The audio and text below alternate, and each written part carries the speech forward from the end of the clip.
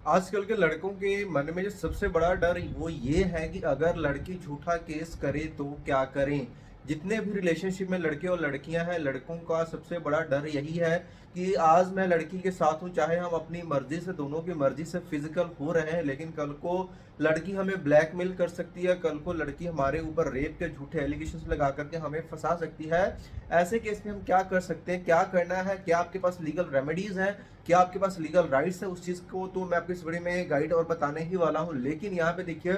अभी जुलाई से जो नया क्रिमिनल सिस्टम, क्रिमिनल लॉ हमारा चेंज होकर के जो नया इंप्लीमेंट हुआ है, बीएनएस और बीएनएसएस, जिसमें एक स्पेशल प्रोविजन ऐड कर दिया गया है, सेक्शन 69 ऑफ बीएनएस। आप इसे वीडियो देखने के बाद गूगल करके भी चेक कर सकते हो, जिसमें स्पेशल ये जो सेक्शन है वो इस चीज की बात करता है कि अगर कोई लड़का किसी लड़की के साथ फिजिकल होता है, उसे ये प्रॉमिस करता है कि मैं तुमसे शादी करूंगा, लेकिन उसकी एक्चुअल में ऐसी कोई मंशा नहीं होती है, ऐसा कोई इंटेंट नहीं होता है, या फिर उसको लाइक फेक अश्योरेंस देता है कि तुम मेरे साथ फिजिकल हो जाओ, मैं तुम्हारी प्रमोशन करा दूंगा, मैं तुम्हें एम्प्लॉयमेंट दे दूंगा, जॉब दे दूंगा, या फिर तुम्हारी आइडेंटिटी को मैं कहीं पे भी डिस्क्लोज नहीं करूंगा। इस तरह की जो चीजें हैं उसके लिए स्पेशल प्रोविजन ऐड कर दी गई है नए लॉ में, जिसके तहत ऐसा करने वाले लड़के को 10 साल तक की सजा है। तो लड़कों का सबसे बड़ा डर ये भी आ रहा है नए लॉ के बाद कि अब लड़कियों के लिए रास्ता और भी क्लियर हो गया, क्योंकि पहले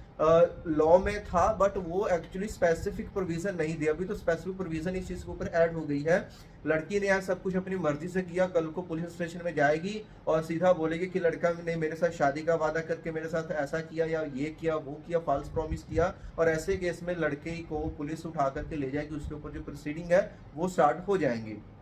इसमें कोई दो राय नहीं है कि ऐसा नहीं हो सकता है, बिल्कुल ऐसा हो सकता है। अब आपके पास रेमेडीज क्या है लड़कों के पास, देखिए, अगर तो आप रिलेशनशिप में हैं तो पहले तभी जाएं अगर आपको लगता है कि आप इस रिलेशनशिप को लंबे टाइम तक लेकर के जाओगे और जो लड़की है वो ट्रस्टेड है,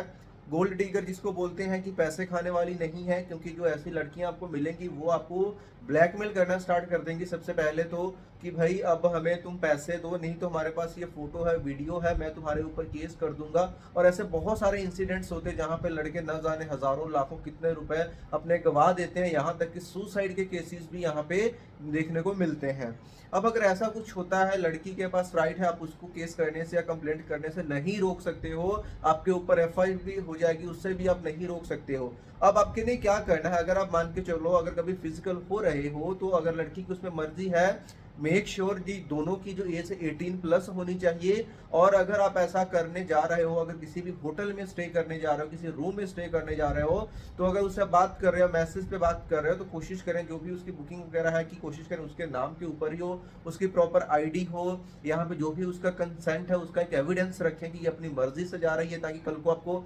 ब्लैकमेल ना कर सके। आपने सब कुछ किया लेकिन फिर भी उसने कंप्लेंट कर दी, अब आपको पुलिस ने अरेस्ट करने आ रही है, कर चुकी है। देखिए, सबसे पहला काम तो किया कि अगर अब तक आपने पुलिस ने अरेस्ट नहीं किया तो आप एंटीसिपेटरी बेल डाल सकते हैं, और अगर आप अरेस्ट हो भी चुके हैं तो रेगुलर बेल के लिए तो आप जा ही सकते हो। लेकिन सबसे पहला आपने काम ये किया करना है कि आप हाई कोर्ट में जा सकते हो। पहले सेक्शन था 482 सीआरपीसी, जो कि 528 ऑफ बीएनएसएस, ये सेक्शन आ गया है, जिसके तहत हाई कोर्ट के पावर है कि अगर उसको लगता है जो ये एफआईआर है, जो ये केस है, प्राइमा फेसी नहीं बन रहा है, इसमें चांसेस है कि लड़की ने इस सेक्शन का मिस यूज करा है, तो हाई कोर्ट उस एफआईआर को वहीं से क्वैश करवा कर सकती है और वो जो एफआईआर है वो रद्द हो जाएगी। तो इसके लिए आपको हाई कोर्ट में जाना है, और ऐसे बहुत सारे केसेस जहां पे हाई कोर्ट ऐसे एफआईआर को क्वैश करती है। इवन यहाँ पे कुछ हाई कोर्ट्स की जजमेंट्स भी आई हैं जिन्होंने काफी अच्छी जजमेंट्स दी हैं, जिसमें कि ये भी था कि लड़की और लड़का 8 साल से रिलेशनशिप में रहते हैं, उसके बाद में लड़की है जो ये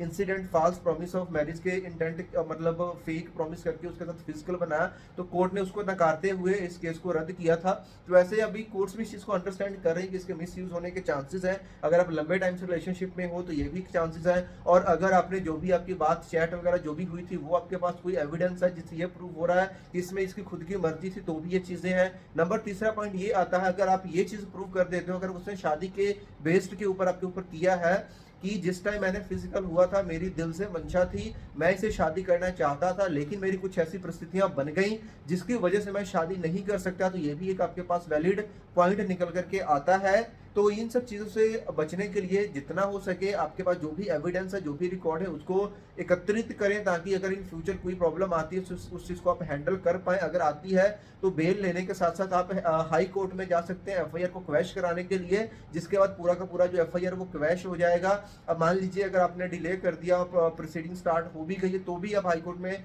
जा सकते हो 528 बीएनएसएस के तहत। यही आपके पास कुछ ऑप्शंस है, बाकी यही है कि इन चीज़ों को अवॉइड कीजिए जितना हो सके, और अगर कुछ ऐसा होता है तो पहले इसके लिए आपको प्रिपेयर्ड रहना पड़ेगा। उम्मीद करता हूँ कि आपको जो ये वीडियो के थ्रू जो इन्फॉर्मेशन मिली वो आपके काम आएगी, और जितना हो सके दूसरों के साथ भी इस वीडियो को शेयर कीजिए, ताकि वो भी अगर ऐसी प्रॉब्लम में आते हैं तो उनको जो रेमेडीज है, उनके जो राइट्स हैं, वो पता चल सके। इस तरह की और भी इन्फॉर्मेशन और एजुकेशनल वीडियोस देखने के लिए वीडियो को लाइक करके चैनल को सब्सक्राइब जरूर करें। मिलते हैं नेक्स्ट वीडियो में, तब तक के लिए।